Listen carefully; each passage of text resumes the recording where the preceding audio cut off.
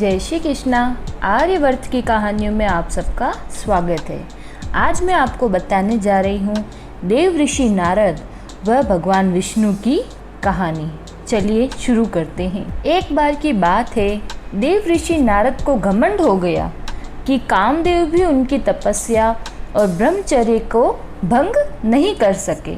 नारद जी ने यह बात शिव जी से को बताई। भगवान शंकर को इस बात का अच्छे से ज्ञात हो गया था कि देव ऋषि नारद अभिमानी हो गए हैं। उनके अहंकार भरे शब्द को सुनने के बाद भोलेनाथ ने देवर्षि नारद से कहा कि आप कृपया भगवान श्री हरि के समक्ष अपना अभिमान इस प्रकार प्रदर्शित मत करना। इतना सुनकर नारद जी वहां से शिव की आज्ञा लेकर भगवान विष्णु के पास गए, परंतु शिव जी के समझाने के बाद भी उन्होंने श्री हरि को पूरा प्रसंग सुना दिया, जिससे साफ पता चल रहा था कि नारद भगवान विष्णु के सामने भी अपना घमंड प्रदर्शित कर रहे थे। उनके अहंकार को देखते हुए श्री हरि ने सोचा कि इनमें घमंड के लक्षण होना कोई अच्छी बात नहीं है, इसलिए इनका अहम को मुझे ही तोड़ना होगा। एक बार जब नारद कहीं जा रहे थे, तब रास्ते में उन्हें एक बहुत ही सुंदर नगर दिखाई दिया, जहाँ किसी राजकुमारी को स्वयंवर का आयोजन किया जा रहा था। नारद जी भी वहां पहुंच गए और राजकुमारी को देखते ही उस पर मोहित हो गए। असल में ये सारी भगवान श्री हरि की माया थी। राजकुमारी का रूप और सौंदर्य नारद मुनि के तप को भी भंग कर चुका। इस कारण उन्होंने राजकुमारी के स्वयंवर में हिस्सा लेने का मन बना लिया।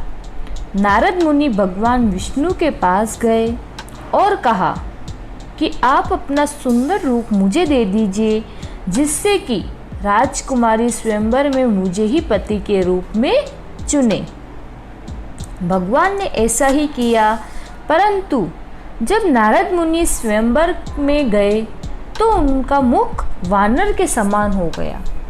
इस स्वयंवर में दो भगवान शिव के गण भी थे, जो ब्राह्मण के वेश बनाकर यहाँ सब देख रहे थे।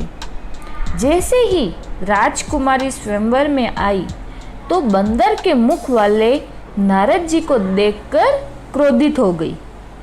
उसी समय भगवान विष्णु एक राजा के रूप में आए। सुंदर रूप देखकर राजकुमारी ने उन्हें ही अपने पति के रूप में चुन लिया। यह देखकर शिवगण नारद जी की हंसी उड़ाने लगे और कहा कि पहले अपना मुख दर्पण में देखिए, फिर राजकुमारी से विवाह का सोचना।